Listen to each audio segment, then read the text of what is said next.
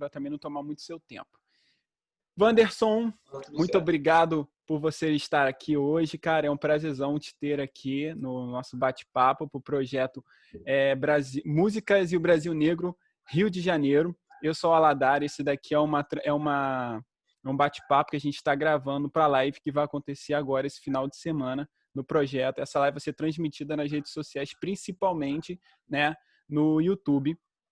E hoje eu tô com o Wanderson, que é músico, produtor, o cara que já viajou não sei quantas vezes, cheio de história para contar.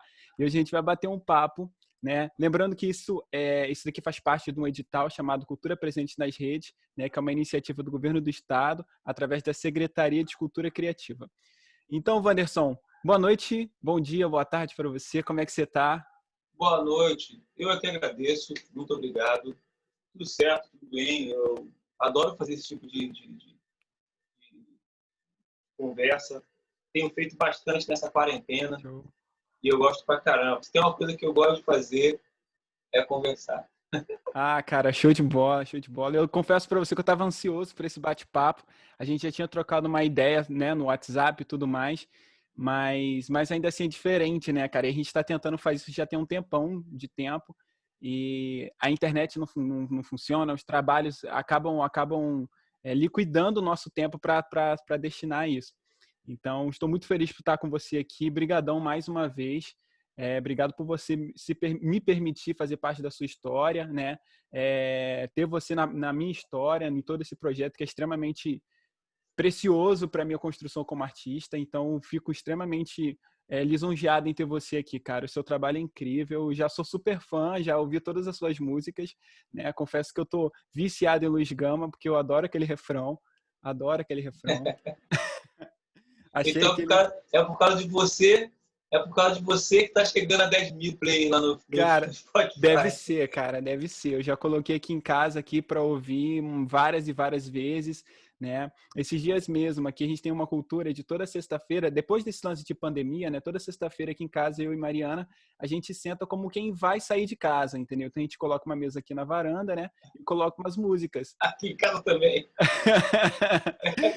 Então, cara, esse é o momento em que aquele período da semana em que a gente ficou distanciado por conta do trabalho, né, cada um num cômodo, a gente se encontra para compartilhar ali a música, o que viu no noticiário, né? E na semana passada e na semana retrasada foi a sua música que tocou aqui no nosso computador, entendeu? E Luiz Gama tocou no repeat, assim, várias vezes. Pô, que bom, cara. E eu devo te dizer que, primeiro eu fico feliz pra caramba, porque não é o seu caso, mas eu recebi um montão de mensagem de gente que falou que foi pesquisar a vida de Luiz Gama depois que ouviu a música. E eu fiquei muito feliz, porque o objetivo era esse. E eu queria dizer também que nessa sequência de músicas que eu estou lançando do projeto América Negra, uma delas é uma nova versão de Luiz Gama, uma versão mais pop da mesma faixa, que está Aí, muito boa também, por sinal. aí a gente fica feliz pra Eu caramba. adorei o jeito que eu não tinha como não fazer outra versão, porque as músicas estavam numa versão mais pop desse projeto. É um Uhum. projeto que tem músicos dessa área, né? Projeto que tem o Elinho, que trabalha com o Marcelo Falcão, com o Rafa, com essa gente toda Cidade Negra, tem o Thiago Campos Legal. também, que trabalha com um montão de gente dessa área. Então, é um projeto que tem uma vibração um pouco diferente dessa vibração que tem essa versão do Luiz Gama. Então, para a música estar no projeto, com eles tocando, a gente teve que fazer uma nova roupagem e vai ter um segundo Luiz Gama aí Caraca, no cara, que projeto. legal. Mas essa música do Luiz Gama, essa nova música do Luiz Gama, ela é a mesma letra ou não? Você é uma segunda versão mesmo? Ah, é a mesma coisa, é a mesma coisa, é a mesma coisa. Eu só não queria que a música não estivesse nesse novo projeto, Entendi. porque é uma sequência de homenagens. Então, tem a homenagem a Carolina Maria de Jesus, tem a Conceição Evaristo, tem outras coisas. E eu queria que o Luiz Gama também estivesse nesse projeto. Para ele estar, não podia estar com o mesmo arranjo, porque fica Entendi. muito diferente das outras Entendi. músicas do álbum. Então, a gente fez uma nova roupagem para ela. É mais ou menos o que todos os artistas fizeram na história. Se você for Uhum. ver os discos aí, tem músicas repetidas aí pra caramba. Isso é verdade. É Mas por deixa eu te isso. fazer uma pergunta. Cara, toda a estrutura do projeto, né? Brasil Negro, Músicas e o Brasil Negro, né? Ela se lança o olhar para o século XIX no Rio de Janeiro, né? E a gente fica fazendo esse paralelo com o que aconteceu no Rio de Janeiro no século XIX ali, com toda essa questão da comunidade preta, comunidade escravizada no Rio de Janeiro, né? E você me falou de Luiz Gama, né? Por que você escolheu Luiz Gama para fazer essa música sobre o Luiz Gama? Por que o Luiz Gama? Que inclusive é uma personalidade Cara, extremamente famosa do século XIX, que passou pelo Rio de Janeiro, depois foi para São Paulo. exatamente. O Gama tem sido, nos últimos tempos, uma das minhas principais referências assim, para sobreviver, isso, para diariamente, esse personagem. Eu sempre fiquei pensando muito em personagens nas épocas da minha vida para reagir assim, à sociedade racista de uma forma geral. Quando eu era mais novo, eu pensava muito no maluco do Tupac, no Luther King, sabe, em brasileiros também do rap, como Racionais MCs. Tudo isso me influenciou bastante quando eu era mais novo e até hoje, em certos comportamentos, assim, para sair de certas situações raciais. E nos últimos anos, eu fiquei muito focado no comportamento do Luiz Gama. Isso me ajudou muito como referência, sabe? Até mesmo para me punir nos meus erros, eu fico pensando, eu acho que o Luiz Gama não faria isso. Então, eu já ia fazer uma música para ele, nessa ideia de homenagens. Mas aí eu vi uma entrevista, para ser justo, eu vi uma entrevista do Jefferson D, que é um cineasta negro brasileiro, não sei se você conhece o Jefferson D, e o Jefferson falava sobre a intenção de fazer um filme Prisioneiro da Liberdade. Então, foi o gancho que eu tive para fazer essa música e mandar para o Jefferson, que conhece essa música, tem essa música, já falamos sobre isso. Não sei bem se é a música que ele precisava para o filme, porque às vezes a gente pensa uma coisa, né? O diretor do filme pensa outra coisa. E como essa área, eu estudei um pouco de teatro e tive vontade de voltar recentemente para o cinema, então é um universo que já me inspira bastante. Você estava falando em parar de ouvir música, eu paro de ouvir música e vou assistir filme, às vezes vou ler. Isso tudo sempre me influenciou. E o Jefferson fez essa ligação, dizendo que ia fazer o filme do Luiz Gama. Eu corri lá e fiz essa música. Foi um start para começar também. Mas eu já tinha feito a música em homenagem à Carolina Maria de Jesus. Sim. Então eu me senti legitimado por gostar tanto do Luiz Gama a fazer a música. Bom, o filme, com tanta dificuldade que a gente está tendo de fazer música, você imagina filme, né? Então, tá aí ainda, acho que não vai sair tão cedo. E eu resolvi, depois de 2, 3 anos ter mandado a música para ele, eu resolvi trabalhar a música e lançar. Daí foi por isso que você conheceu a música e pode ouvir em casa. Mas, naturalmente, a música ia ser lançada, se tivesse uma data para o lançamento do filme e tudo mais, a música só seria lançada caso ele escolhesse a música do filme. Eu não lançaria antes. Mas como demorou tanto, aconteceu isso. E, Wanderson, eu já conheço o seu trabalho e queria que você falasse um pouco sobre você, queria que você contasse um pouco daquelas histórias que você me falou sobre as viagens, sobre como é ser músico preto, produtor, tudo isso, mano, tudo isso, tá ligado?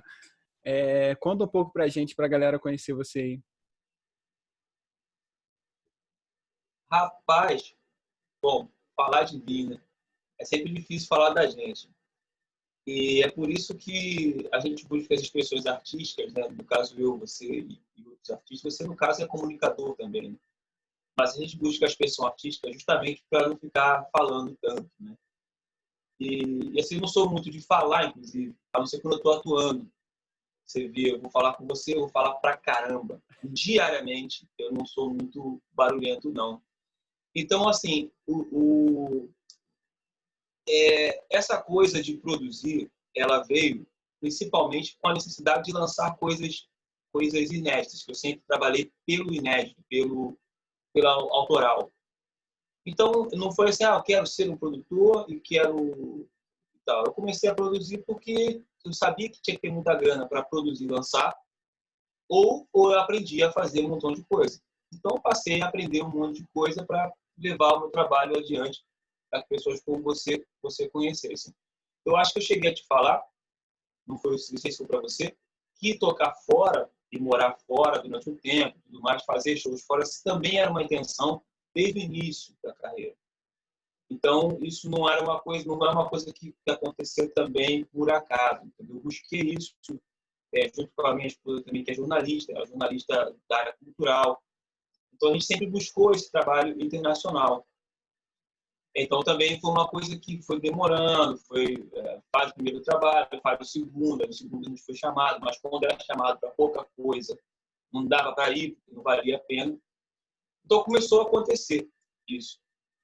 E, bom, sobre as dificuldades de a gente ser independente, conquistar certas coisas, como indicação ao Prêmio da Música Brasileira, ser independente, dar entrevista em TV importante na França, sendo independente, isso tudo, principalmente no mercado independente brasileiro, ainda há um certo perigo.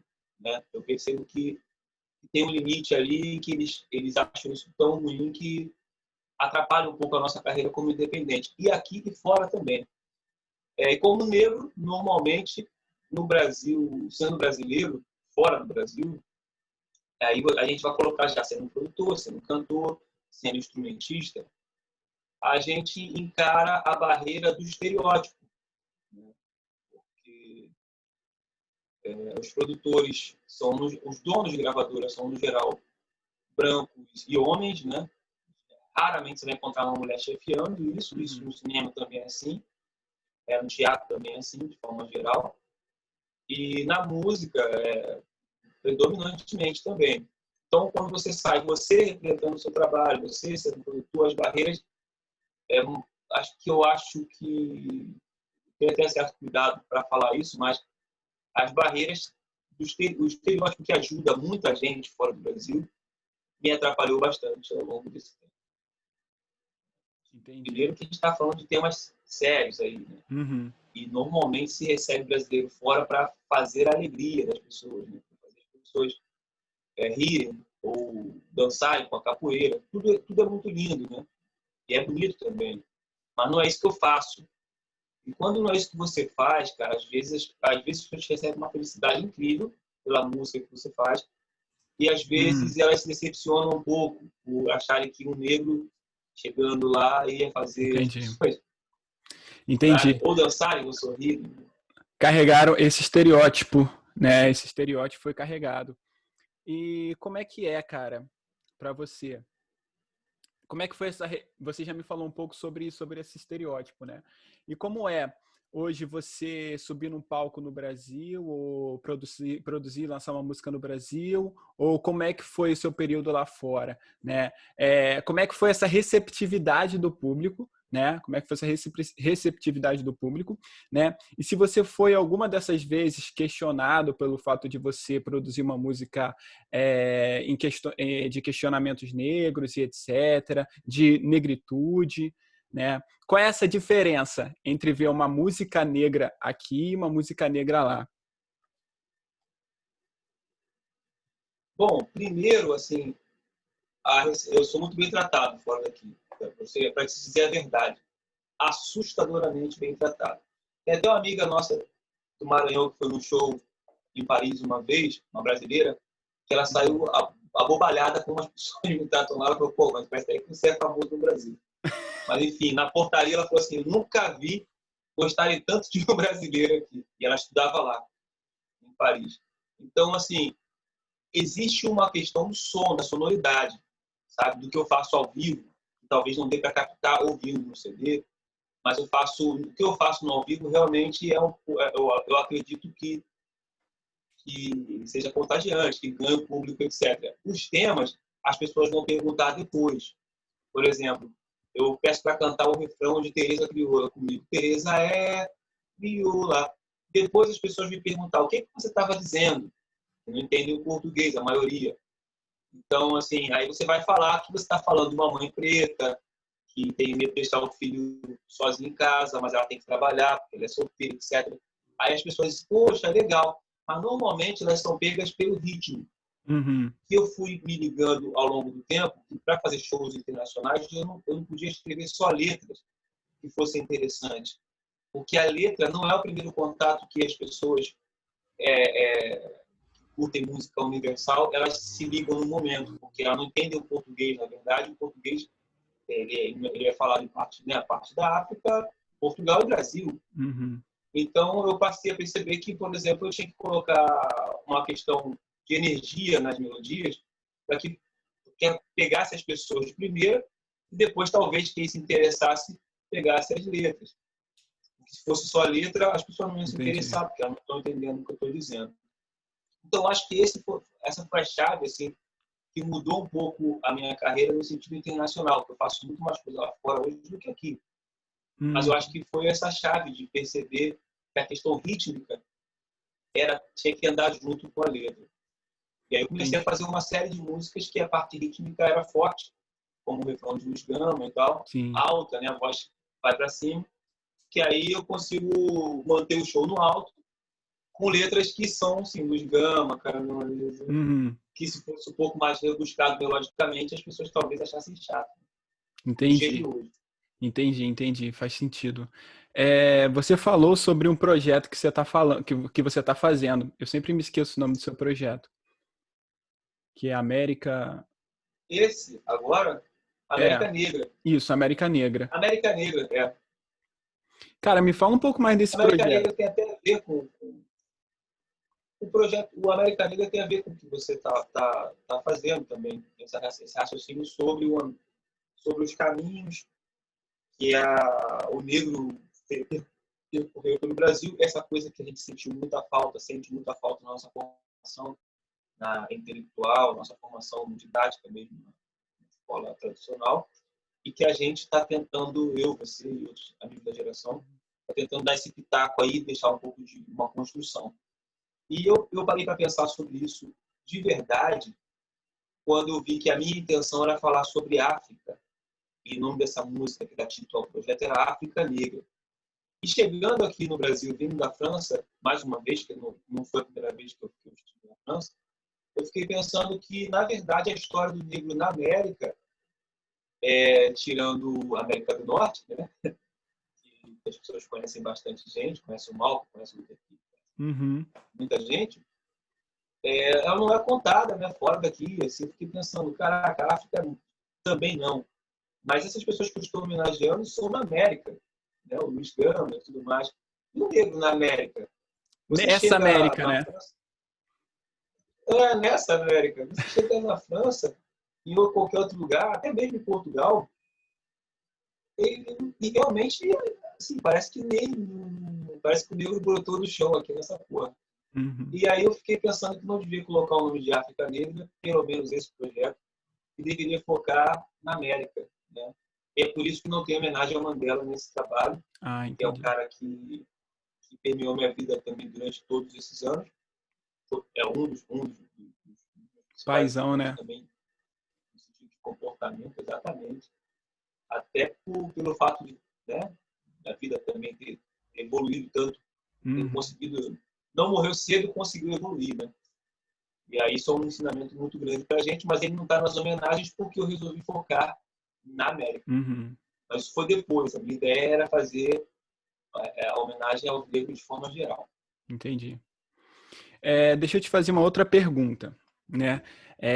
Todo o projeto, ele tenta, de certa forma, defender uma tese, né? Uma tese a gente ainda vive uma ideia de escravidão, né? Uma ideia de escravidão. É claro que não nos mesmos moldes, né? Mas a ideia é que essa escravidão que a gente viveu nesses quase 400 anos de escravidão, né? Que se permeou durante todo esse tempo, que se reforçou no século XIX, justamente por conta do fim do tráfico negreiro, né? Vive até os dias atuais. E aí eu te faço uma pergunta, cara. Você acredita que o racismo ele ainda é presente na construção da nossa sociedade, que ele faz parte das estruturas que moldam o nosso país? Vamos focar aqui no Brasil, né? O que você acha disso tudo? Se você já passou por isso algumas vezes, se chegou alguma coisa tão nítida a ponto de você chegar e falar, cara, porra, mano, isso aqui é racismo nítido e claro, tá acontecendo comigo e tal. Conseguiu visualizar isso? Todos os dias. Todos os dias, porque eu insisto em buscar espaço aonde não foi reservado para os negros. Então, quando você faz isso, você encontra o racismo todos os dias. E não importa o que você faça, não importa o que você deixe de fazer de errado, não importa o que você faça de certo todos os dias, não importa que eu acorde 5 horas todos os dias, 5h30, tomo café e vá trabalhar todos os dias, nada importa quando você é negro, nada importa. Só importa que você faça o que for reservado para você fazer. Se você não fizer, não importa. Então, isso é o racismo estrutural. Não tem mais explicação para isso. E esse o racismo estrutural. Ele é tão sério, mas tão sério, que uma grande massa pratica, incluindo os negros, sem sequer se questionar por que está desfazendo daquele tal negro que está fora dos estereótipos que eu também acho que ele deveria estar, né? Eu também estou desfazendo dele, mas as pessoas não pensam isso, que estou desfazendo de você também, ou de qualquer outro negro que busca espaço fora do padrão estereotipado.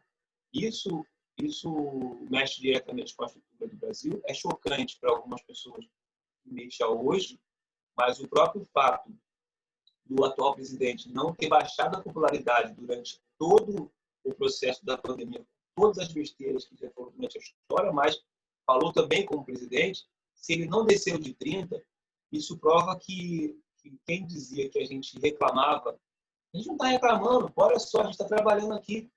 Agora, falar da realidade social e racial é reclamar, entendeu? É ser vitimista. Falar a verdade agora virou vitimismo. Pô, então tá bom. Então, se você reclamar dos cheques que a sua esposa recebeu do Queiroz, também está se vitimando. Entendeu? Mas não, ele não está se vitimando quando reclama. Só quando é negro que reclama está se vitimando. Mas o fato dele não ter descido nas pesquisas prova que a gente sempre esteve certo. Que a estrutura sempre foi para privilegiar esse tipo de pessoa. E, de passagem, ele é branco e tem olhos claros também. Exato. Então, assim, como ninguém tolera nada da gente. Mas o cara não desceu de 30 e ainda subiu mais 7 agora. E não precisa eu falar que o racismo continua sendo a base não só da política brasileira, mas a base do pensamento brasileiro, que é pior do que a política. Exato. A política é uma prática que a gente pode mudar de uma forma mais fácil. Existe a democracia, existe a urna. Você vai ali e muda. Pode alternar, como foi os Estados Unidos. Você teve Obama e agora Sim. você tem Trump. Para alternar. Sim. Mas o pensamento é uma coisa que demanda estrutura, demanda tempo, formar né? geração que critique o que eu estou falando, formar geração que saiba o que eu estou falando, que está no abstrato, que está no vento, que saiba que isso precisa ir para o concreto, para os livros, para os temas, para que isso se torne uma questão política também, porque até agora é só um pensamento. Sim. Isso é perigosíssimo, é abstrato, cara. As pessoas saibam na farmácia e não percebem que estão praticando o racismo. Isso é perigosíssimo. Essa ideia do racismo estrutural, né? Quando a gente fala de estrutural, né, para quem não sabe, é aquilo que está por dentro da estrutura, ou seja, que faz parte da fundação do nosso país, né? Que faz parte da fundação do nosso país. Então, é muito coerente isso que você está dizendo, né? Porque a gente está falando aqui sobre racismo, né? E intrinsecamente sobre a escravidão. E o Brasil foi um país absolutamente construído por cima através do racismo, né? Utilizando a mão de obra escrava, utilizando a mão de obra preta, né? E essa corrupção, né, que veio com o tráfico negreiro e etc., ela se permeia até os dias atuais, mudando as suas características, né? Hoje a gente tem isso na política, por isso que passa ano, sai ano, a gente sempre tem algum escândalo algum escândalo político e etc. E a gente, em 2 minutos aqui, a gente consegue listar uma centena deles, né? E eu acredito que isso é um produto desse período racista, desse período escravista, tá ligado? E que se permeia até os dias atuais e que vai mudando toda essa fração que a gente tem hoje como uma realidade brasileira, né? Quando você falou sobre esse racismo brasileiro, né? Você falou uma coisa nesse sentido. E é uma parada que eu acredito muito também, né? As pessoas falam que o Brasil ele tem um racismo velado, né? As pessoas falam que o Brasil tem um racismo velado. E eu acredito muito, insisto muito em dizer que o Brasil ele tem um racismo brasileiro. O Brasil ele tem a forma dele de fazer o racismo, né? De fazer com que esse racismo continue vivo, né? Daí as frases que são mudadas sempre, algumas músicas que foram construídas há muito tempo, né? Algumas práticas que são trazidas até os dias atuais. O que você acha disso, cara? Você concorda com isso? Você já viu alguma coisa desse tipo acontecendo? Porque você tem músicas que tratam desse período um pouco mais longínquo, né? Que você tem sobre a Carolina de Jesus, você tem mesmo do Luiz Gama, e nessa passagem para a construção dessas músicas e trazendo isso na reflexão de hoje, o que você traz para a gente nessa ideia? Bom, primeiro, essa questão do racismo velado é uma outra coisa também. Mas primeiro, a gente falou sobre as homenagens, e aí você falou da Carolina de Jesus, e aí também tem a Conceição, que é uma pessoa que, pessoalmente, e se encontrou mais 2 vezes e a gente falou sobre a música que ia fazer para ela. Bom, e aí por que essas mulheres? Porque também tem a questão do machismo, que também permeia a política brasileira, né? E eu não acho que seja de uma forma velada, que você tem um Congresso quase todo de homens brancos, o Senado quase todo de homens brancos, e, no geral, retiraram uma presidente na marra, né? Isso foi uma questão um pouco machista, na minha opinião, não estou defendendo nem partido, nem ninguém, só estou falando de justiça. Sim. Não se tira homem dessa forma que se retirar de um. Então, assim, o Brasil tem a forma dele de fazer tudo. E o meu maior medo, no sentido da originalidade brasileira, é que, para mal e para bem, ele perca. Entendeu? Porque ele tem a parte original boa, que está sendo abandonada, um pouquinho pela questão do fundamentalismo religioso, e outro por causa da ignorância mesmo. E essa parte ruim de ter realmente essa originalidade também da parte ruim. Que aqui o machismo se dá de uma forma diferente. O machismo, só para a gente lembrar, muito antes da escravidão, já se tinha relatos de machismo. Então, a opressão do masculino sobre o feminino já chega a ser mais antigo que a nossa questão do racismo. E o Brasil ele tem a forma dele de fazer as coisas, a questão racial, a questão do machismo e todas essas. E isso também é ruim, porque às vezes eu tenho a sensação, nesse sentido aí, de que o Brasil está em Marte, às vezes. Parece que o Brasil está fora do planeta Terra. E isso é ruim. É porque existem muitas tipificações novas de leis pelo mundo, principalmente pelos Estados Unidos, que é onde o pessoal gosta muito de citar, muitas tipificações para punição severa de crimes como esse. Na França tem muito isso também. Me lembro recentemente que eu estava lá e teve um caso de um cara que foi preso, que se negou a alugar um apartamento para um negro, quando descobriu que era um negro. E aqui no Brasil essas coisas, assim, parece que tudo bem, o Brasil tem o jeito dele, mas aí quando isso acontece é injúria. Então, quer dizer, vamos ter o nosso jeito para coisas legais também, para a punição dessas coisas. Eu acho legal ter originalidade para coisa boa, mas isso está se perdendo. E já para coisa ruim está se mantendo a originalidade. O Brasil está agindo diferente do resto do mundo. O resto do mundo, não quero incluir aqui Síria e outros países, não. Quero incluir os países que têm uma sociedade um pouco mais organizada no sentido de justiça social. Né? E aí o Brasil está muito atrás nesse quesito. Né? E aí eu acho ruim. Pô. Não pode ser... Se estão dando exemplos bons na luta contra o desmatamento, Eu entendo que Londres desmatou tudo, eu entendo que Paris desmatou tudo, que não tem que se meter aqui. Mas eu só não entendo por que a Alemanha deu um grande exemplo de preservação e o Brasil não pode fazer também. Acho que, às vezes, a nossa originalidade descamba muito para coisa ruim, para as coisas boas a gente vai se perdendo. Assim. Entendi. É o jeitinho brasileiro em tudo? Mas pro lado... Né, Não, eu entendi. Privilégio, né? Eu entendi, porque tem essa frase, né, muito utilizada, né? do Sim, jeitinho sim. A gente tem a brasileiro. originalidade do Alto da Compadecida, por exemplo, né? Do Suassuna, Sim. do Nordeste, do cara. Mas esse não serve para É, ser um padrão. exato. Não serve, mas esse era original, né? Mas isso não serve. Agora, quando é para tratar da questão da mulher, não, deixa o Brasil tratar do jeito dele.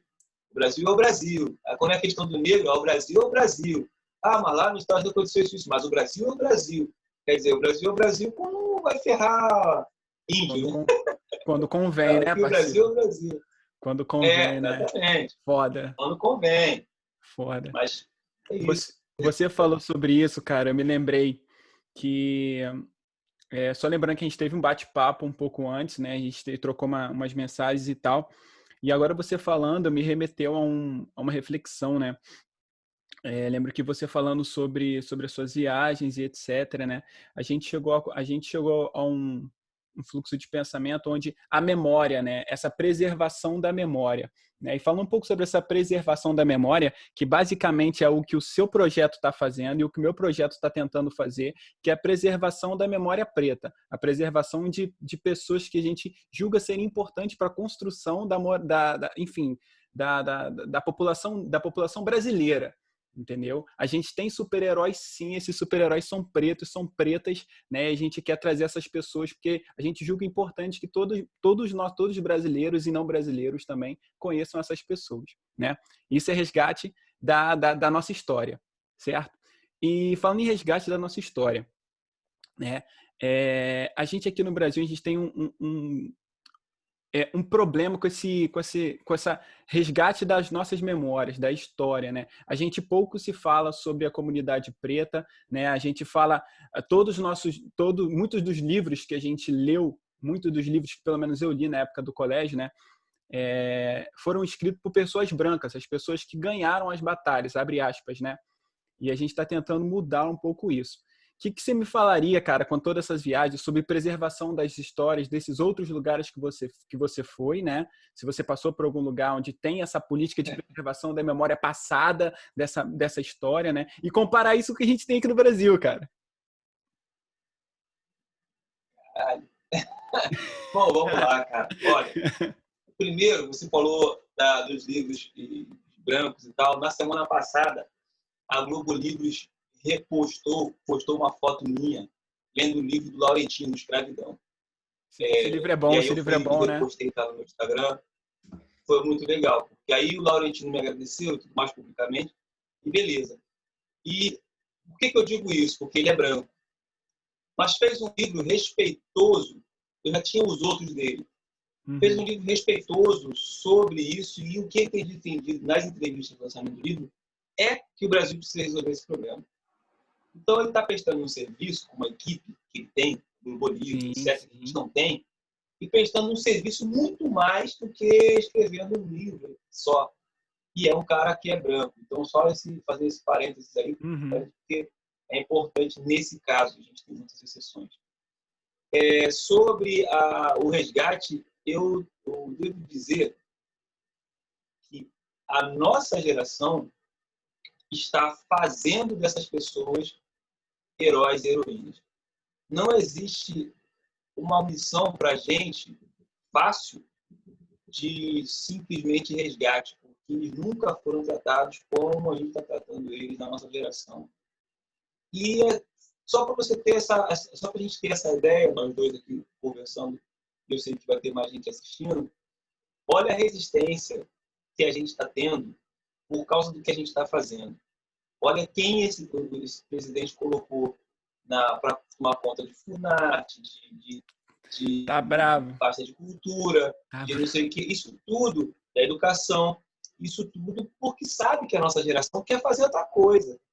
E então já começou a construir portão já.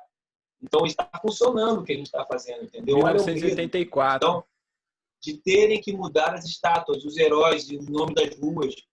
O Rio é uma vergonha com essas coisas de nome de rua. Não vou nem citar nomes, mas é uma vergonha.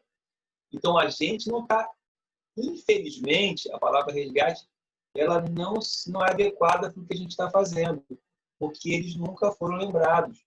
Nunca na sua escola, na minha escola, você ouviu falar desses heróis que a gente está falando. Não tem. e se fossem citados não seriam como heróis, né? E mesmo sendo heróis apenas no nosso ponto de vista, quem está construindo é a gente. O que a gente está fazendo é uma construção, na verdade. Vai ter muita gente chutando o nosso castelo de areia toda hora, a gente vai ter que colocar de novo. Isso é normal, toda a história que está sendo construída foi assim. Só que eles construíram como opressores. Então, você falou para dar uma visão de lá para o Brasil. Isso. É diferente como eles tratam isso lá, porque lá eles tratam como conquista. Mesmo que tenham destruído o Cusco, você chegar na Espanha, o cara que destruiu o Peru lá, que matou todo mundo, ele tem uma estátua de conquistador na Espanha. Ele é um algoz, um torturador, um desgraçado em Cusco. Então, quer dizer, o ponto de vista deles na Europa, e eu conheço bem, graças às vezes que eu estive lá, o tempo que morei lá, bem esse comportamento de não é problema nosso. O que acontece nos outros lugares não é problema nosso. O pensamento europeu é esse. Não é problema nosso. Se você tiver um amigo europeu e perguntar ele qual é o problema, ele vai dizer, isso não é problema meu. Por que não é problema deles? Porque a visão deles é de conquista. Então, assim, os heróis deles são de guerra. Nacionalismo, né? Às vezes de defesa, né? Como é o caso da França contra a Alemanha nazista e tudo mais. Mas muitas vezes de conquista mesmo, de conquista de vários lugares. A França recebe tributo até hoje de alguns lugares na África. Então, é muito diferente. Você falou assim, quero uma visão de como eles tratam isso lá, como a gente trata aqui. Entendi. Aqui a gente está no período de construção, porque a gente foi massacrado. Lá, eles massacraram. Construíram igrejas com ouro roubado. Entendi. Os maiores pontos turísticos do mundo são lá e tudo é roubado. E aí? Caraca. É diferente. Né? É um trabalho. A gente tem um trabalho redobrado, né? Sim. A gente está construindo, cara. Está construindo. E tirando, tirando do chão aquilo que foi pisoteado, né, cara? O próprio Rio de Janeiro, né? O próprio Rio de Janeiro, a história do Rio de Janeiro. E os nossos heróis precisam ser santos para eles. Porque eles sempre apontam defeitos, como se os deles não tivessem. Isso é comum, né? Você falar de zumbi, mas lá tinha escravos, mas lá tinha não sei o quê. E é por isso que eu falei que era importante você fazer essa separação dos quilombos, dos abolicionistas, etc. Sim. Porque esse anacronismo acontece bastante, né? As pessoas julgarem hoje como se soubessem o que é um quilombo. Gente, não tem nenhum livro escrito com o quilombola da época. O que a gente tem vestígios de uma série de pedacinhos. Sim, o que eu soube né? é que existem muito mais quilombos do que se diz. Sim.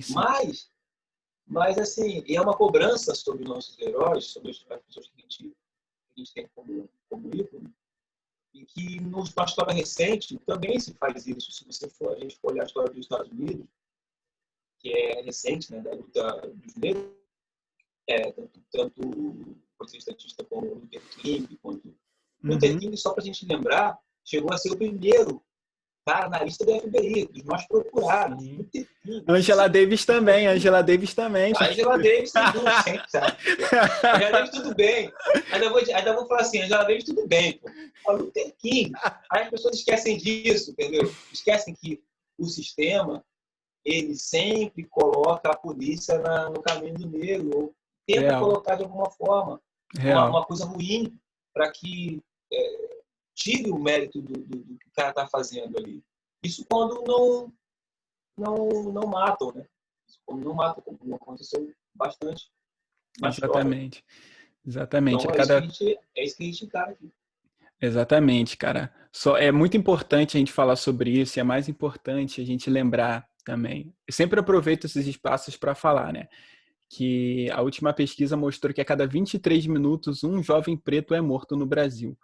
Né? Os níveis de morte no Brasil se equiparam a guerras no Vietnã, por exemplo. Isso só da comunidade preta. É como se estivesse acontecendo uma guerra no Brasil.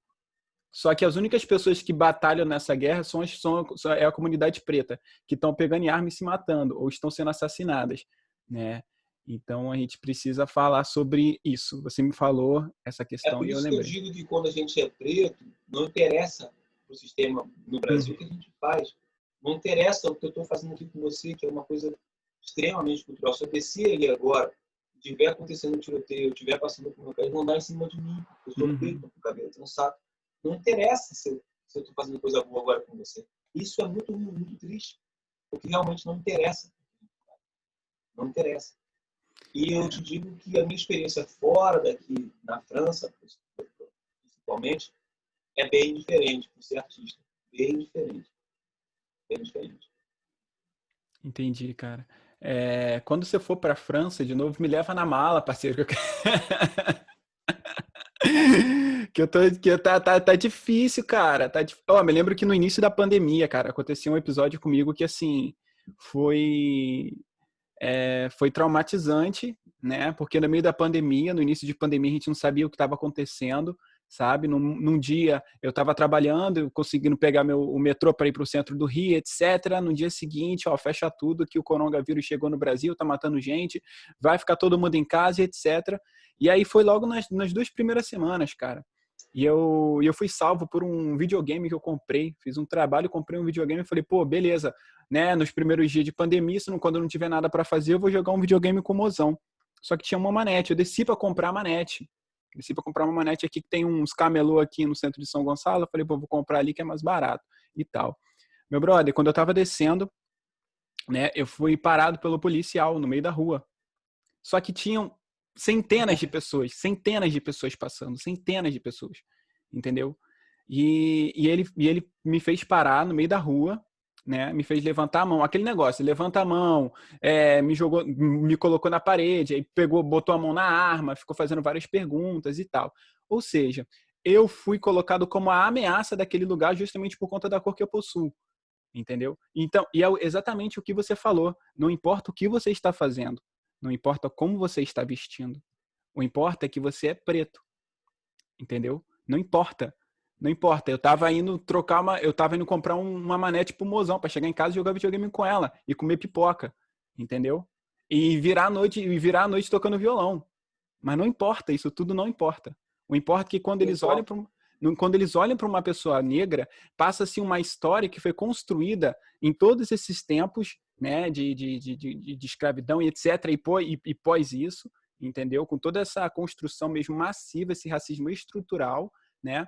Que quando olha para uma pessoa que é preta, vê nela uma pessoa desqualificada, vê nela uma pessoa com uma pele escura e uma ameaça, uma pessoa que pode fazer alguma coisa de mal, suja, pobre, moradora de favela, que já coloca como se a favela fosse algo negativo, entendeu? Então, um preto ele está sempre sendo subestimado e colocado no papel de ameaça. Me corrija se eu estiver errado. Você não tem o que... É como se você não tivesse algo para contribuir para a sociedade. Exatamente. Independente de você pode ler mais que os brancos, fazer mais música que os brancos, até ganhar mais dinheiro. Mas a impressão que dá é que você nunca tem nada para contribuir para a sociedade. E quando você não é subjugado, você é obrigado a ser super. Né? Tipo, nunca é o meio, né? Sempre, ou você é pouco, ou se você sobe, você é obrigado a ser muito. Tipo, super-homem. Porra, você não pode ser ser humano, na verdade. É muita responsabilidade, né? Deus não tratar como ser humano, pô. É isso. É muita responsabilidade. Muita responsabilidade. No encontro que a gente fez na semana passada, a gente falou sobre o preço da carne preta, né? Inclusive, a Elza Soares tem aquele refrão extremamente famoso, né? A carne mais barata do mercado é a carne negra, né? E a gente estava discutindo sobre isso e trazendo isso em foco, assim, né? E a gente discute sobre o preço da escravidão, o preço de cada escravo na escravidão, o período que ele foi visto como escravo, né, que são vários períodos diferentes. O escravo ele já foi trocado por cavalo, por tabaco, já foi trocado por tempero, já foi trocado por cachaça, né, já foi trocado até por pedaço de madeira, né? E ele sempre foi visto como a moeda mais barata e a moeda que poderia ser utilizada a qualquer momento. Entendeu? Não necessariamente é mais barata, mas a moeda que poderia ser utilizada a qualquer momento, né? E a gente fazendo esse paralelo com os dias atuais, né? Hoje eu trabalho com a música, mas ela não é todo o trabalho que eu faço durante o dia, né? Então, é muito fácil para mim ter essa relação entre patrão e empregado nas empresas que eu presto serviço, né? E eu queria, cara, que a gente trocasse uma ideia sobre isso, cara, sobre essa ideia de patrão e empregado, que na minha concepção e na concepção de todo o estudo que a gente está trazendo aqui, que está trazendo no projeto, que muito dessas estruturas, até mesmo dessa servidão entre patrão e empregado, é uma construção desse período de escravidão, algumas características. Eu queria saber de você, cara, se você já vivenciou alguma coisa nesse sentido, se já viu alguma coisa acontecer, que você falou assim, poxa, isso só está acontecendo porque o empregado é negro ou porque a empregada é negra, entendeu? Esse distanciamento de funções, né? Até mesmo esse lugar onde você vê lugares que pessoas brancas ascendem a posições de destaque, pessoas negras não. Rapaz, vamos lá. Primeiro tem a ver com o capitalismo, que você disse, né? Então, assim, quando você aperta ali, como aconteceu na pandemia agora, todos os parafusos foram apertados para proteger o sistema capitalista. Se você for ver, muito mais do que proteger as vidas humanas. Então, isso tem muito a ver com o capitalismo, que é predominantemente o jogo que a gente está jogando, na realidade, e o tabuleiro e as peças, todas são de quem vem da parte de cima da pirâmide. Você está jogando isso desde o começo, só para a gente, vamos lembrar disso. Você chegou no jogo, o jogo é deles, o campo é deles, tudo é deles. O sistema escolar é importado também, não é uma coisa nossa, é uma coisa que foi imposto para a gente e tem que fazer isso, você tem que passar por esse estágio, tem que subir. Então a gente joga o jogo do tabuleiro dos outros. Sendo assim, quando você tem um cargo acima do peão ali, é comum que você seja tratado ainda como peão ou que não seja tão respeitado quanto o chefe branco. Porque é normal que no jogo os negros sejam os peões ali do tabuleiro. Então, assim, eu tenho muita vivência com isso porque a minha mãe foi todos esses anos supervisora, nos últimos, sei lá, 20 anos, supervisora de uma empresa e ela é negra. Então, já chorou muitas vezes porque não só por causa do desrespeito aos funcionários dela, mas por ter que se impor em situações onde ela achava que naturalmente deveria ser respeitada. Então, ser negro é ter que sair do natural todo o tempo, né? Você não te tratam como ser humano, então você não pode ser só um chefe, você não pode ser nem só um subalterno, nem só um funcionário intermediário, você tem que ser sempre alguma coisa a mais.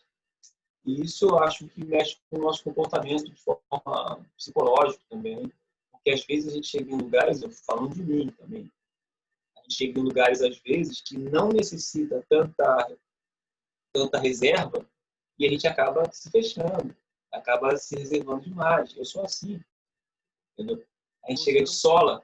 Ou sendo muito bonzinho, né, cara? Sempre ali, como se tivesse naquela posição de tá tendo que servir, né? Quase com uma bandeja na mão. Ou você vai e chega em certos lugares demais, chega de sola, com a sola lá em cima. O que acontece, a maioria das vezes acontece comigo, é isso, na verdade. Eu frequento por causa da música lugares onde não é a minha origem. Então, eu sei falar sobre qualquer assunto, eu sei qualquer coisa, mas o meu comportamento normalmente é me defender nesses lugares. E eu aprendi assim, o que eu posso fazer? Aprendi assim, e às vezes eu volto para casa pensando que, poxa, naquele lugar de repente não era para eu estar assim, mas que se foda, eu sou preto mesmo, não posso baixar minha guarda porque eles vão dar um soco no meu queixo. Exatamente. Baixar a guarda Entendeu? jamais. Mas, enfim, eu fico em casa às vezes pensando nisso. Ser negro até o resto da minha vida, eu tenho que ser assim, frequentar esses lugares me defendendo. É assim que eu penso. Exatamente, cara. Cara, a gente já tá batendo 1 hora, né? Então vamos degringolar aqui para o nosso finalzinho, até para não estender demais. Já tomei muito seu tempo. O papo tá bom demais aqui, dá para ficar um tempão. Mas enfim, cara, Na paz. eu queria que você me descrevesse, né, para todas as pessoas que eu estou trocando essa ideia, e na roda de amigos, quando eu falo sobre o racismo, quando eu sempre troco essa ideia, né? Eu tento manter o tema racismo presente em todas as minhas conversas, em todas as minhas conversas. Eu não é a ideia de ser o cri-cri da situação, entendeu? Só que eu acho que é um tema extremamente importante e se a gente for falar sobre vários assuntos, ele está ali presente em vários assuntos. Então, como eu converso com uma galera que a gente fala sempre sobre filme, sobre uma série de coisas, a gente está sempre falando sobre isso também, né? E tento sempre trocar uma ideia para entender o que a outra pessoa também pensa sobre o que é racismo. Porque muitas vezes, aquilo que ela vai me dizer também vai me adicionar, entendeu? É uma perspectiva que eu também não tinha. Então, eu gosto de estar sempre de adicionando sobre isso. Então, a pergunta é simples. Cara, Wanders, o que é racismo para você, meu brother? Não é tão simples. É, Primeiro, eu acho que você tem que se moderar com isso, para você ter que ser feliz também. Tá? O racismo, para mim, além dos maiores absurdos da humanidade, além dos maiores absurdos, o maior obstáculo para a evolução da gente. Eu acho que a gente, se não superar isso, que é um problema natural, que seria um problema, uma questão natural, não um problema natural, a gente não vai superar nada. Eu acho isso. E é só para terminar, falando de Brasil, é o maior problema do Brasil, sim. Tem gente que vai dizer que não é, tá? Mas é. concordo. Acho que o Brasil tem grandes problemas e eu acho que o problema do racismo, ele, a cada dia que passa, parece que uma carta, né, uma carta de abertura foi escrita e deixou todo mundo que antes tinha o racismo em casa, né? E eu acho que você está entendendo que tipo de carta é essa que legitimou esse racismo agora abrir as portas, as janelas e gritar para todo mundo e machucar ferir essas pessoas pretas, mulheres e homens pretos que estão por aí, né? Concordo com o que você disse. E última coisa, cara. As leis, Oi? as leis servem para isso, para mudar isso. Eu não acredito em bom senso, não. Não, também não. Acredito que o buraco é muito mais embaixo. O buraco é muito mais embaixo. Tem E eu que acredito, ser, tem que cair para dentro, filho. exatamente, acredito muito no poder da educação para mudar isso, né? E essa é a minha pergunta. Essa é a minha resposta da minha própria pergunta, mas essa é a minha resposta, quero saber a sua resposta. Brother, o que você acredita que é uma ferramenta ou as ferramentas fundamentais para a gente combater o racismo, né? Não acabá-lo, porque a gente sabe que é uma luta muito, muito, muito árdua ainda, mas combatê-lo, lutar contra Como esse eu só racismo. acredito, como eu só acredito que isso vai ser modificado com leis, não há ninguém, não existe muita gente que ainda abre mão de privilégio histórico, né? Haja visto que toda a orla do Rio de Janeiro, praticamente toda ela é de herdeiros e herdeiros de terrenos roubados, etc. E nunca vai ser revisto isso, ninguém vai abrir mão disso mais. Então, o Brasil é esse país que as pessoas não vão abrir mão do que elas receberam facilmente, para quem não recebeu nada, como a gente. Então, se não vai abrir mão, deve existir leis rígidas e claras. Não esperar bom senso nas redes sociais. A gente faz uma manifestação artística, faz você vê, isso é arte, cara. A gente faz quando a gente quiser também faz de amor, já faz de amor. Mas tem que existir uma pressão para que essas coisas sejam punidas severamente. E é isso, não tem que esperar que as pessoas mudem ou que pensem na nossa situação ou tenham empatia. Isso não vai existir. Nunca existiu. Tudo que a gente, tudo que a gente elogia de evolução dos países que evoluíram nisso, como a França, como outros países que ainda tem que lutar muito, mas já evoluíram muito sim, tudo isso é baseado em lei. Não é de bom senso. Ninguém deixa de te agredir porque não é mais racista. Não, o cara não faz porque ele vai ser punido. Ele não vai ser punido só com a prisão, não. Ele vai ser punido para perder amigos, ele vai perder emprego, ele vai ser punido socialmente, o que não está acontecendo no Brasil. Então, isso, na verdade, acontece com o que você falou, com a educação. A educação cria uma massa crítica que pressiona o Estado para que essas leis existam. Exatamente. Visualizar isso como um problema, né? A questão é essa, né? Visualizar isso como um problema, né? E chegar de pedir bom senso. A gente já está pedindo bom senso há muitos anos, gente. Já chega, entendeu? Por que a gente, como artista, produtor, etc., não pode viver bem, e viver bem com os produtores, artistas, cantores, o cara que é branco, faz tudo que a gente faz, ficam ricos. A gente não fica. Então, se chega de pedir, eu acho que a gente pediu pra caramba, cara, e acabou o limite dessa parada. Eu, sinceramente, cara, eu fico até assim, eu não queria falar desse tom e nem esse tipo de coisa. De repente, tem mais jovens do que eu assistindo um vídeo desse, cara. Mas eu não posso ser hipócrita, não posso mentir aqui e dizer que acredito que as coisas vão melhorar com o tempo, a gente se manifestando na internet. Não vão. Não vão mudar, não mudou em lugar nenhum. Né? Então, a França é diferente porque arrastaram o rei para a rua, mataram ele, arrastaram a rainha pela rua porque ela estava fazendo um desfile de moda com o dinheiro do povo e arrancaram a cabeça dos dois. Então, infelizmente, é assim que as coisas mudam. Você já assistiu aquele filme O Poço? Assisti. É mais ou menos aquela ideia do poço ali? De quem está em cima respeitar. Fala. Mas ali tem uma. Sim, tem uma questão ali de evolução também, né? Mas no final ficou um pouco aberto também. O diretor até explicou, eu acho que é espanhol, né? Isso. Ele explicou isso depois. Mas é mais ou menos aquilo, mas só que aqui nós esperamos o máximo que a gente podia esperar por dias melhores. Verdade. Gerações se foram. Verdade. Gerações passaram. Você não pode ficar mais no seu hangar aí esperando que o de cima entenda que não pode, não pode cuspir no prato, não pode mais. A gente já esperou. A gente esperou pacientemente. Verdade. Né? Minha mãe trabalhou pra caramba para que eu tivesse uma educação melhor. Não foi de graça. Deu a vida dela, tempo de vida dela para uma empresa para que pagassem ela para a gente viver melhor. E não foi de graça, né? Ela tá velha.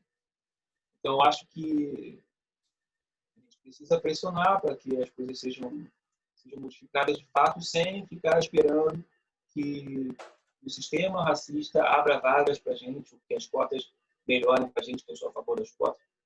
Mas acho que outras isso não vai acontecer. Não vai acontecer. O bom senso não vai rolar, não. Na boa. A gente está vendo que países que estão evoluindo mais são países que as pessoas estão batalhando de uma outra forma. Uhum. Os Estados Unidos é muito citado aqui no Brasil, mas não é assim que nós americanos tratam o racismo, não. Dessa forma que a gente trata aqui. É diferente. Real. Irmão. Foi mal. Queria ser mais doce. Não, cara, não. E o pior, cara, é que, tipo assim, eu me encontro em várias paradas que você falou, assim, eu concordo com várias coisas que você falou. Vibro na mesma frequência, entendeu? Tento acordar pela manhã aí, ler coisas diferentes, ou então passar uma semana inteira sem ver televisão, justamente para voltar a esse lugar do plumo, de tentar acreditar que as coisas vão ser melhor de uma outra maneira, porque senão a gente acaba pirando, né?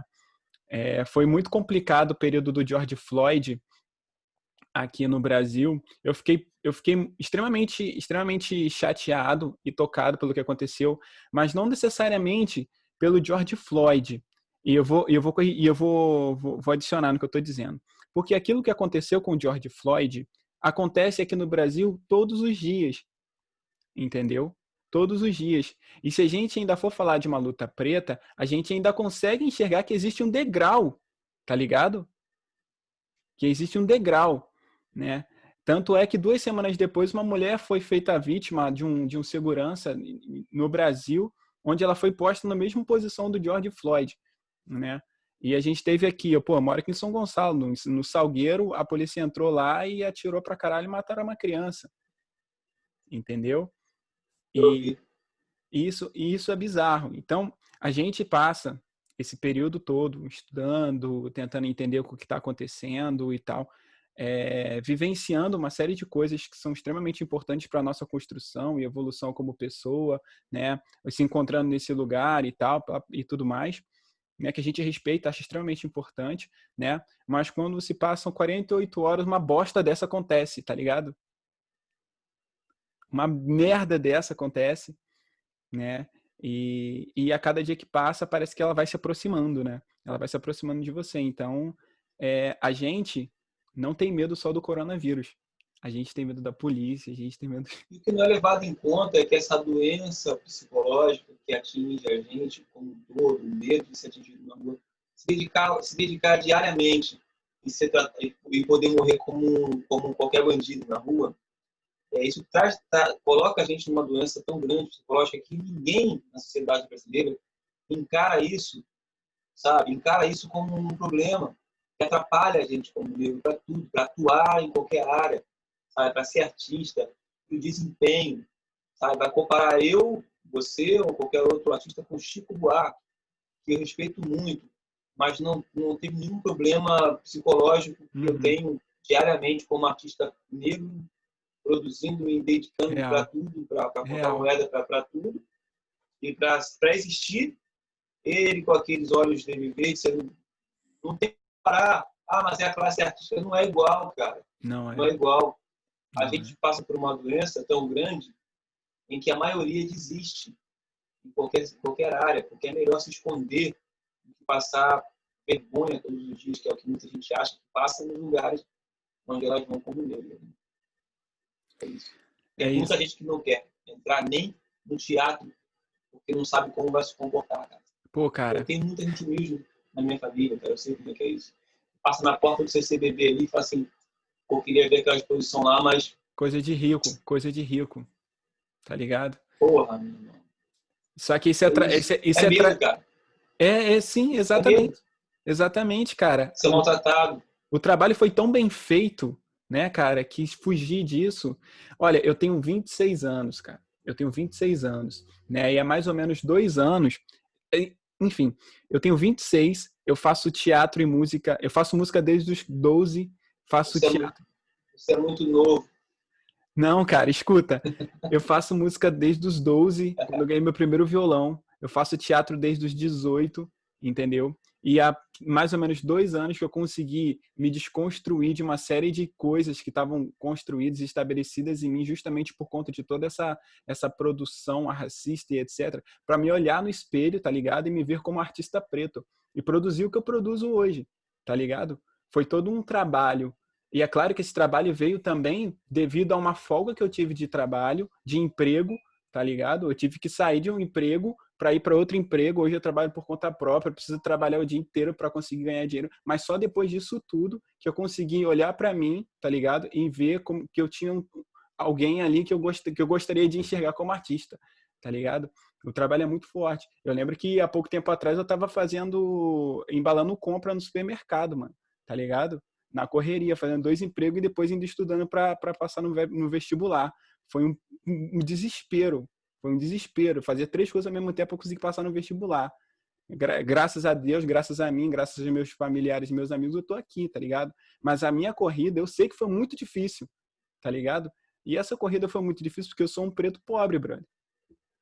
Tá ligado? Tem que ser perfeito. Exatamente. Você falou uma parada... Pressão. Você falou uma parada ali atrás, cara, que eu super concordo com o que você disse. Você tem que fazer um monte de coisa ao mesmo tempo, tá ligado? Você tem que ser perfeito, você tem que dar conta de um monte de coisas ao mesmo tempo. Porque você tem que estar sempre pensando no plano A, plano B, plano C, plano D, e se nada der errado, e os seus sonhos vão ficando cada vez mais para trás, e você tem que estar sempre correndo como se você fosse, sei lá, um carro de Fórmula 1, para dar conta de tudo. Né? Correndo a vida toda. Mas, enfim. Essa é a doença.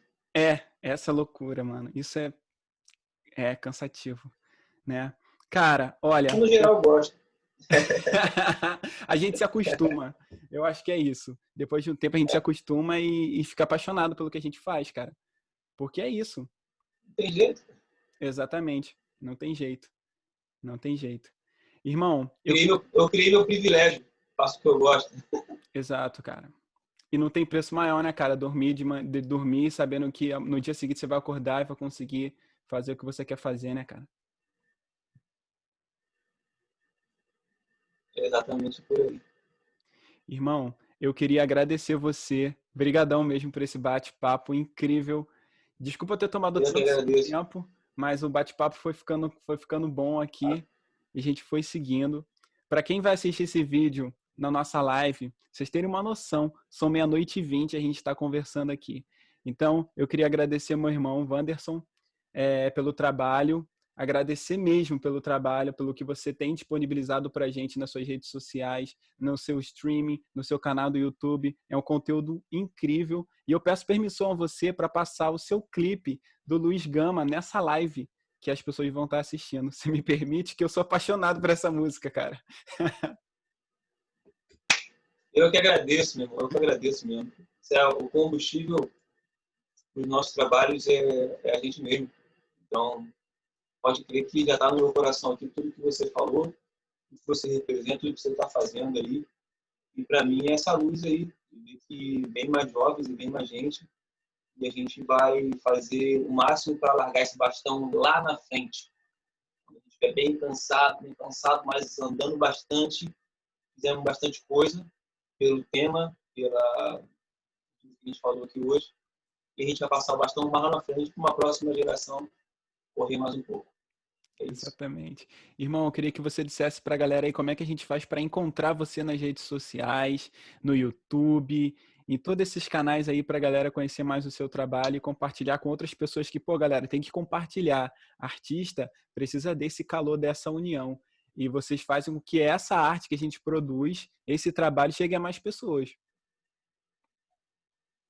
É isso aí, gente. Olha só, gente, mole, mole. Wanderson Lemos Oficial na fanpage do Facebook. Wanderson Lemos Oficial no canal do YouTube. Wanderson Lemos no Twitter. Wanderson Lemos no Spotify, sempre com W, valeu? O único que é original é o Instagram, Wanderson Lemos Original. E eu já vou explicar por quê. Porque eu participei das manifestações contra o Bolsonaro lá em Paris e fui hackeado. O meu Wanderson Lemos Oficial do Instagram foi hackeado. Então, sim, nas eleições, no final das eleições, segundo turno. Então, eu tive que fazer outro, que é o Wanderson Lemos original. Mas o restante é tudo Wanderson Lemos Oficial, com W. Tá lá, tem download gratuito no site, tem todas as plataformas digitais. Você pode comprar os CDs também na fanpage ou em direct no Instagram. Um grande beijo para todo mundo aí. Um grande abraço, irmão. Show de bola, cara. Show de bola. Galera, gravaram, né? Wanderson Lemos em todos os lugares aí. Se você colocar Wanderson Lemos no YouTube, no Google, eu já fiz com W, com W. Você coloca Wanderson Lemos no Google, é o primeiro a aparecer, tá? É o primeiro a aparecer, então você pode ficar tranquilo que já roda tudo lá. Eu fiz isso. Que bom. Porque eu não sabia como é que estava o seu trabalho todo no YouTube e tudo mais, que eu só tenho você, até então só tinha você no Instagram, né? Falei, pô, vou botar Wanderson Lemos. Aí começou a aparecer, eu falei, pô, beleza. O SEO tá funcionando direitinho. E se você falar com o Cirilo... Valeu, pai. Valeu, cara. Mais uma vez, muito obrigado, tá? O nome da sua esposa é Aline, não é? Aline Araújo, jornalista, produtora de conteúdo, e ela trabalha com a área cultural e artística já há muito tempo também, há 20 anos aí. Então, só seguir também aí, Aline Araújo, jornalista. Isso aí. Sigam a Aline aí, porque ela também ajudou a gente aí a botar essa live. O Instagram é Aline Araújo Comunica. Aline Araújo Comunica. E é isso aí. Galera, que no vídeo eu já vou colocar o arroba de todo mundo que está aqui participando da live, da Aline, da Mari, que ajudou a gente aqui a fazer tudo isso funcionar, porque eu não manjo muito dessas tecnologias. É a equipe técnica que mandou muito. E é isso. Muito obrigado mais uma vez, meu amigo. Muita luz, prosperidade, sucesso e saúde para você. E sempre que precisar, mano, chama a gente aí que a gente está na mesma força, beleza? Vamos que vamos. Valeu, irmãozão. Tudo de bom. Fica bem. Se cuide e durma bem. Bom. Vamos que vamos.